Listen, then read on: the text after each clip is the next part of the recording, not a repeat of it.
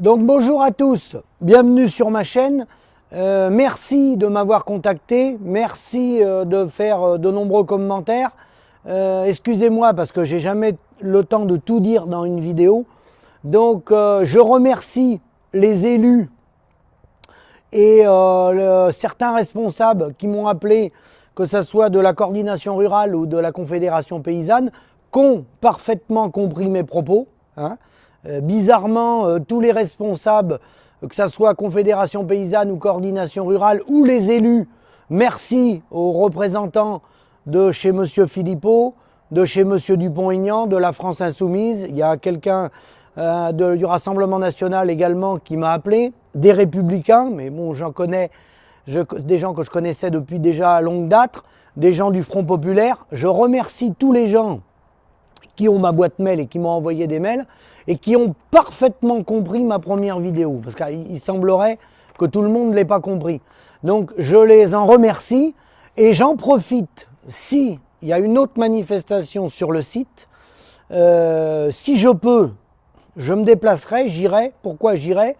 Parce que j'invite justement les élus de M. Dupont-Aignan, peu importe, que ce soit la France Insoumise, le Rassemblement National, les Républicains, je pense notamment à une députée que je connais bien, des Républicains, que j'ai en contact, je les invite à venir sur le site et à être présents pour comprendre les enjeux. Parce que là, les enjeux, on sort du cadre agricole, on essaye de manipuler le monde paysan en opposant des soi-disant écologistes. J'entends dire sur les mails que je reçois qu'il y a des véganes, tout ça, ça part dans tous les sens. Non. Alors, première chose, je condamne les gens qui s'attaquent aux installations. Là, je pense que les gars, ceux qui font ça, ils ne sont pas conscients de ce qu'ils font. Si on veut un autre modèle agricole, si on veut faire évoluer le modèle agricole, il ne faut pas saccager les gens qui ont monté des installations. Ils ont eu le permis pour les monter. On ne va pas s'attaquer à des propriétés privées. Donc ça n'a pas de sens. Ce qu'il faut, c'est proposer un autre projet de société, un autre modèle agricole, mais ne pas saccager les installations. Et puis, encore une fois, je ne comprends pas pourquoi il n'y avait que certains élus. Il y a d'autres élus qui avaient leur place pour parler du fond, vraiment du fond du projet. C'est ça qui est intéressant, c'est pas le reste, c'est de parler du fond. Voilà. Donc, comme je l'ai dit, si c'était à refaire, parce qu'il y en a qui n'ont pas compris, je suis dans un modèle, je me suis engagé dans un modèle, donc je vais au bout, parce que moi, contrairement à ce que je vais vous dire après, contrairement aux élus de la République, moi, quand je prends des engagements, j'essaye de les tenir. Je ne dis pas que j'arriverai à tenir tous mes engagements. Peut-être que, voilà, on fait ce qu'on peut dans la vie. Mais jusqu'à maintenant, j'essaye de les tenir. Donc, je le garde parce que j'ai pris des engagements à un moment donné, donc je vais essayer d'aller au bout de mes engagements. Mais je persiste et signe. Si c'était à refaire, je ne referais surtout pas ce choix-là. Voilà, la chose est dite. Ceci étant, j'ai des amis qui sont en modèle élevage, qui arrosent, et je l'ai dit, l'irrigation, oui et non. Ça dépend quel projet. Et je dis ça depuis le début, j'ai fait plus de 200 vidéos. Oui et non. Donc, j'ai pris le temps d'écouter le président de la coopérative. Alors il dit, il parle d'agriculture durable et de sa place dans le futur changement climatique. C'est très bien, c'était très positif ce que j'ai entendu de sa part. Il parle de réduction des intrants, très bien. Il parle de prélèvement en respectant le niveau de la nappe, très bien.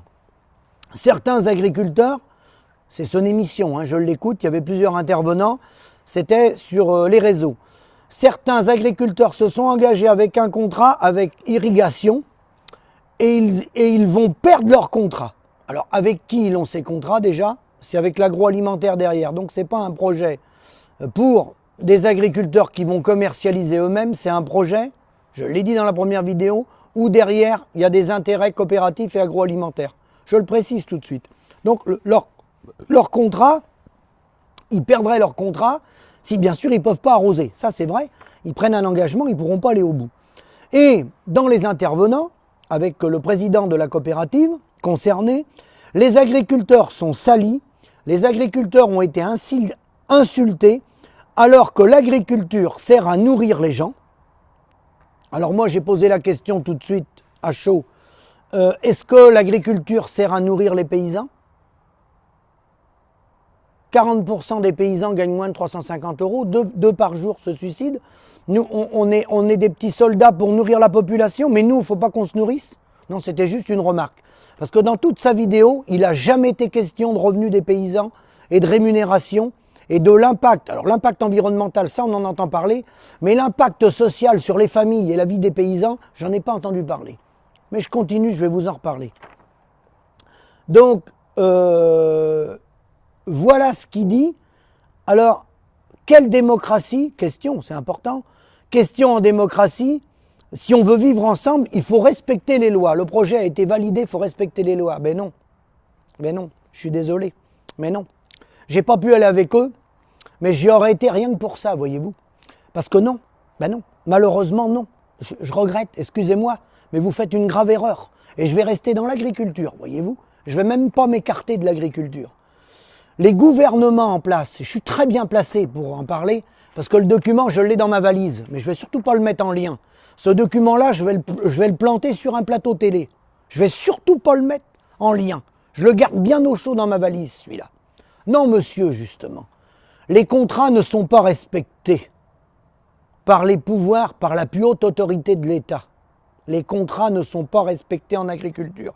Et je peux vous en apporter la preuve.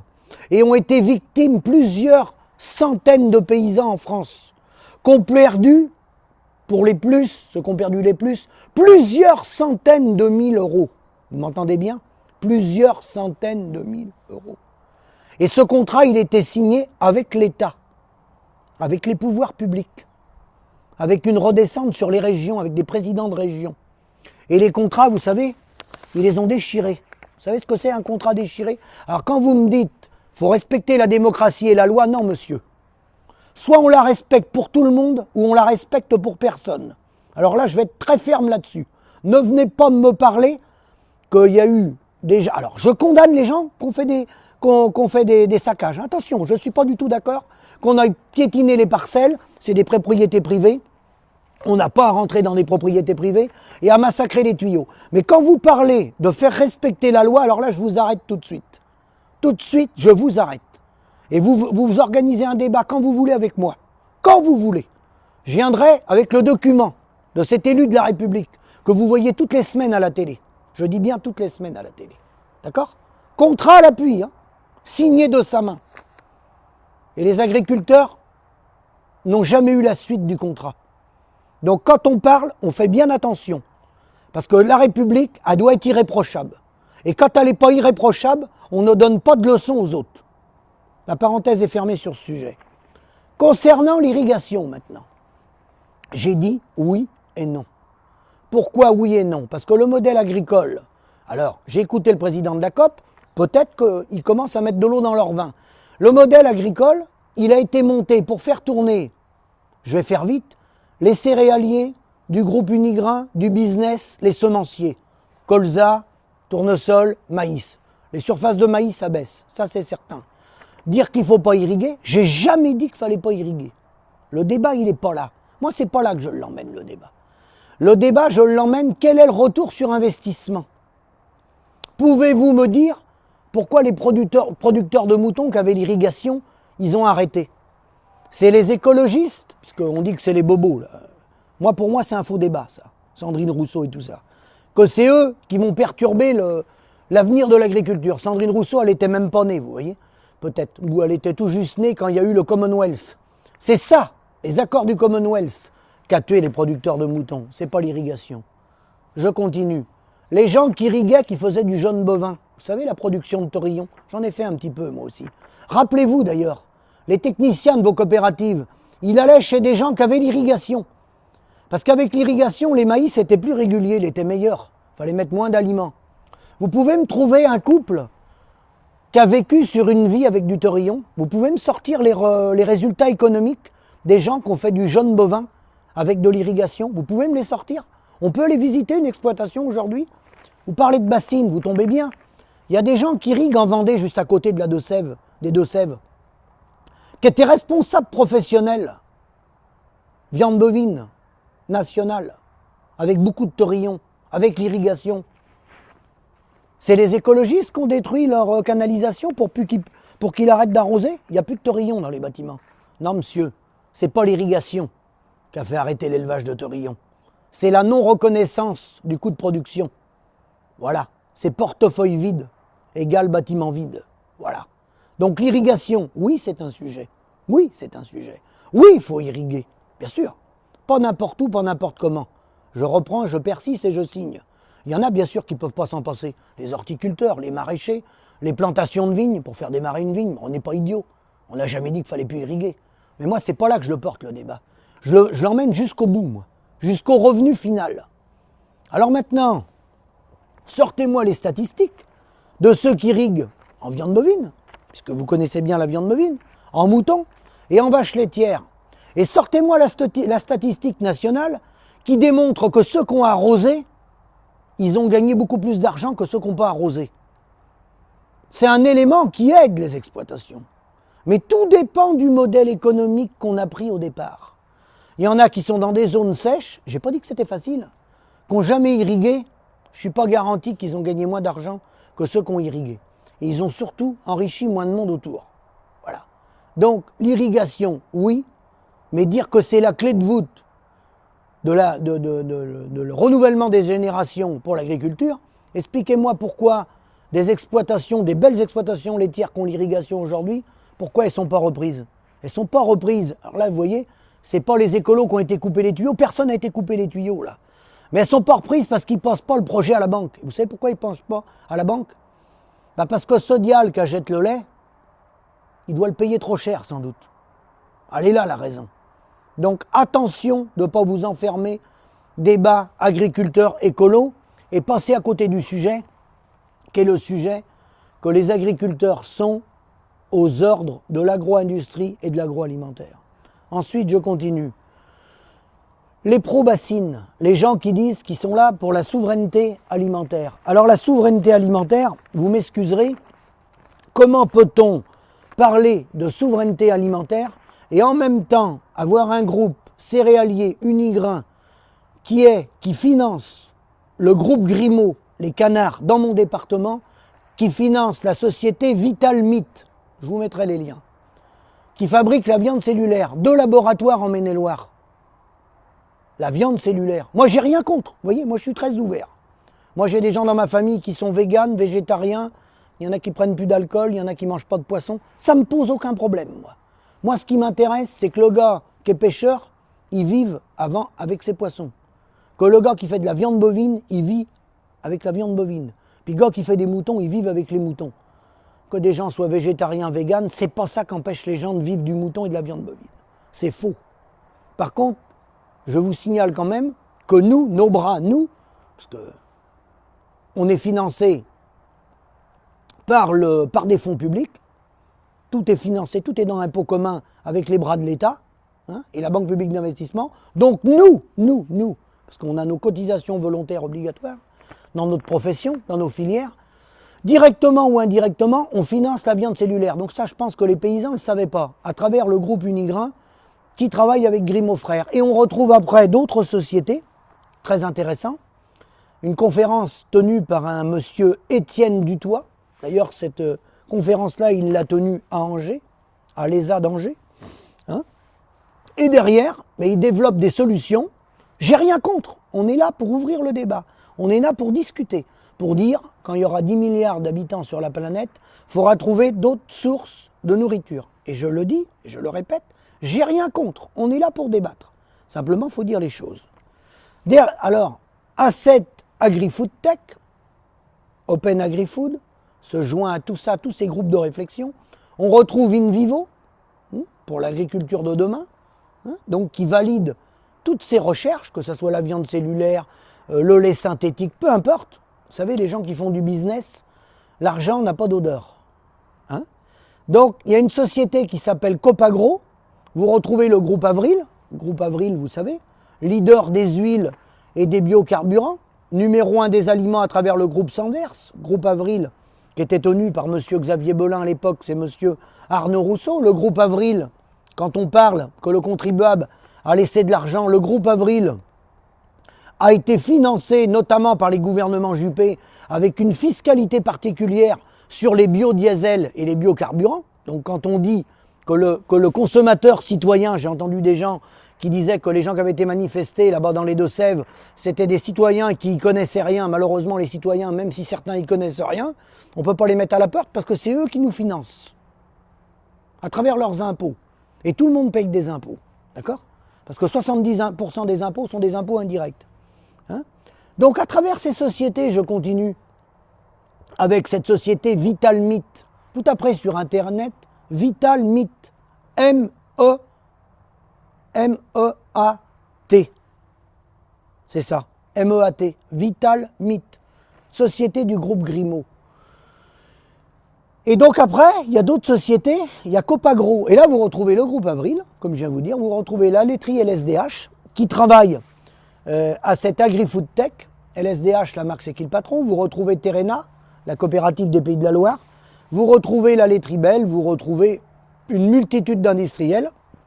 Le groupe IDIA, le bras du financement du Crédit Agricole, et la Banque publique d'investissement, c'est-à-dire le bras de l'État. Comme je vous l'avais dit par le passé. Tout se tient avec l'agroalimentaire, le bras de l'État, la BPI, et au-dessus, la Banque Centrale Européenne, et après, en lien, alors là, il faut faire beaucoup plus de recherches, hein, mais on retrouve KKR, les gens qui sont sur la plage de Wall Street aux États-Unis. KKR, c'est un fonds d'investissement très puissant, qui était le numéro 2 aux États-Unis du temps où IBM était un poids lourd au niveau des États-Unis. Il était deuxième à cette époque-là. Là, ils ont peut-être un peu régressé au niveau de la place de Wall Street. Et il y a des fonds du groupe KKR, Kronberg, Kravitz, Roberts, il s'appelle. Hein. Tout ça vient alimenter de l'argent dans les bras de notre agroalimentaire. Donc l'enjeu, c'est pour ça que je lance un appel à tous les élus qui m'ont écrit ou qui m'ont laissé des SMS de tous les partis, parce qu'ils ont bien compris ce que j'ai voulu dire. J'ai pas dit que j'étais contre l'irrigation, j'irrigue moi-même. Bon, j'ai dit que si c'était à refaire, je le ferais pas, mais ça c'est un choix personnel. J'empêche pas mes voisins d'arroser. Mais je dis que la clé du monde agricole, elle n'est pas là. Elle n'est pas pour ou contre l'irrigation. Adé, le modèle économique qu'on va mettre en place, il faudra la mettre par territoire, en fonction des régions, en fonction de la pluviométrie qu'il y a. Hein. Dans les zones sèches, bien sûr, sur les cultures spécialisées, il faudra de l'irrigation, mais il faudra que ça soit raisonné. Et comme je l'ai dit dans la première vidéo, mes amis de Normandie et de Bretagne, ils arrêtent l'élevage. Ce n'est pas l'irrigation qui leur fait arrêter l'élevage puisqu'ils n'en ont pas. Donc vous voyez bien que ce n'est pas lié. Donc autrement dit, en langage clair, j'ai bien écouté le discours du président de la COP. À aucun moment, il mentionne le retour sur investissement. À aucun moment. Donc cette eau-là, elle va être pompée 2 fois, si c'est pour faire des cultures à haute valeur ajoutée. Et que les couples, les paysans, ils vivent dignement. Alors dignement, ce n'est pas 500 €. Hein. S'ils vivent dignement et que ça n'a pas d'impact sur l'environnement, effectivement, ceux qui viennent couper les tuyaux, effectivement, il faut les mettre à la porte. Mais je ne suis pas sûr que ça soit de ça qu'on parle. Est-ce qu'il y a un retour sur investissement pour l'agriculteur qui va irriguer? Moi, avec le retour qu'on a pour ceux qui irriguent depuis 30-40 ans, ça n'a pas empêché les exploitations de disparaître, l'irrigation. Dans certaines zones, elle est indispensable, bien sûr. Sinon, la ferme, elle n'est pas reprise. Tout dépend de quel secteur on parle et de quelle production on parle. Je connais également très bien l'arboriculture. Il est évident qu'en arboriculture, on ne va pas leur couper l'irrigation, bien sûr. On ne va pas dire n'importe quoi. Il ne faut pas dire de conneries. Hein. Mais l'irrigation, ce n'est pas la pièce maîtresse de l'agriculture de demain qui va sauver les paysans. Ce qui va sauver les paysans, c'est de redéfinir un modèle agricole, remettre les priorités de la théorie de la valeur dans notre société de demain. Quelles sont les priorités? Pour moi, c'est la santé, l'éducation et l'agriculture, avec une souveraineté. Et si on redéfinit les priorités, on aura peut-être des agriculteurs qui pourront travailler sereinement et être debout. Parce que là, ils ne sont pas debout, ils sont allongés, criblés de dettes, avec 250 000 € d'endettement moyen par agriculteur. Et là-dedans, j'ai mis tout le monde, il y a la viticulture. Parce qu'il y a des secteurs qui s'en sortent mieux, et heureusement qu'il y en a qui s'en sortent mieux. Hein? Donc voilà la problématique. Donc de dire que l'irrigation, c'est la clé de voûte du modèle agricole et que ça va tout sauver, c'est faux. L'irrigation, oui, la faut, mais il faut qu'elle soit raisonnée et il faut qu'on tienne compte du revenu des paysans. Et jusqu'à preuve du contraire, j'ai entendu parler de beaucoup de projets, mais j'ai jamais entendu parler de revoir le modèle pour que l'agriculteur il soit reconnu à travers un coût de production. Parce que ce que je reproche là, et tout le monde passe à côté du sujet, ce projet-là, s'il se réalise, tous les gens qui vont intervenir, mais c'était comme ça déjà avant, hein. Sur tous les autres projets, c'était comme ça. C'est pareil sur du drainage. Tous les gens qui vont intervenir sur le projet, les bureaux d'études, les entrepreneurs, les gens qui vont poser ces immenses bâches et tout, ils vont tous être rémunérés sur la base du produit intérieur brut territorialisé. C'est-à-dire qu'ils vont y aller en tant qu'entreprise et eux, ils vont faire des marges. Et je les défends. Attention, je ne les critique pas. Je les défends. Ils ne vont pas envoyer des ouvriers sur les chantiers s'ils ne gagnent pas d'argent. Ils vont facturer en franco-français. Hein, je ne dis pas qu'il n'y a pas d'appel d'offres, mais l'appel d'offres, il est raisonné, il est sur un territoire donné et il est sur un produit intérieur brut territorialisé avec des entreprises qui doivent gagner de l'argent. Et ça, c'est indispensable. On est d'accord. Sauf que tous les gens qui vont travailler sur le projet vont être payés. Donc, ils ne vont pas faire de dette à faire le projet et à construire le projet. Mais l'agriculteur derrière lui, qui va arroser pour fournir de la viande, ou pour fournir du blé, pour fournir du lait de vache ou du lait de chèvre, ou des moutons, lui, il va être rémunéré sur la base du produit intérieur brut mondialisé. Il va être mis en compétition. Et lui, il aura des belles installations, il aura l'irrigation. Mais peut-être pour gagner 350 €. Alors moi, c'est là que je voulais emmener le débat. Moi, le débat, je ne l'arrête pas au simple fait d'irriguer. Moi, je peux irriguer. J'ai tout ce qu'il faut aujourd'hui. C'est pas pour ça que je vais le faire. Parce qu'irriguer pour faire quoi? Si je gagne 2 SMIC et demi, j'irrigue, moi. Si je ne gagne pas de SMIC et demi, moi, j'irrigue plus. Ou j'irrigue uniquement en cas de force majeure. S'il faut que je pallie pour les fourrages, c'est tout. Autrement, la mécanique, il faut l'arrêter. Pourquoi créer des projets pour faire vivre tout le monde sauf le paysan? Il faut créer un projet. On est dans une filière, on crée un beau projet. La filière, c'est une addition de valeur ajoutée. Il faut que l'ensemble de la filière soit rémunéré. Pourquoi faire des bassines? Pourquoi faire du drainage? Pourquoi remonter des bâtiments? Si l'agriculteur il n'est pas rémunéré, il n'y a aucun chef d'entreprise qui monte un projet s'il n'est pas rémunéré. Pourquoi là on accompagnerait des projets gigantesques payés par le contribuable à hauteur de 70%, l'agence Loire-Bretagne, donc payée par tout le monde, hein, et il n'y aurait pas de rentabilité pour le paysan. Je ne vois pas l'intérêt. S'il n'y a pas de rentabilité pour le paysan, ça ne sert à rien de faire un projet. Un projet, on en fait un si on est rémunéré. C'est plus une histoire d'irriguer ou pas irriguer. C'est là que je veux emmener le débat, moi.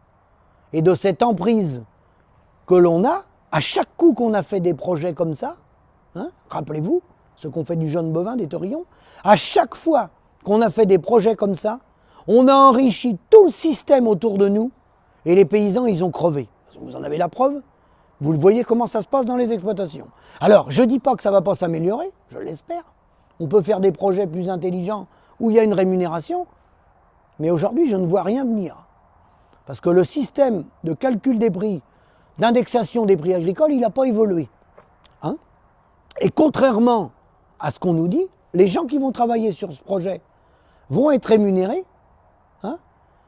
Les agriculteurs, certainement pas, surtout ceux qui font de l'élevage, ça c'est sûr qu'ils n'y seront pas. Hein? Et on nous dit que c'est le modèle économique qui est comme ça, qu'on est dans la libre circulation des biens, des hommes, des marchandises et des capitaux. C'est faux. C'est totalement faux.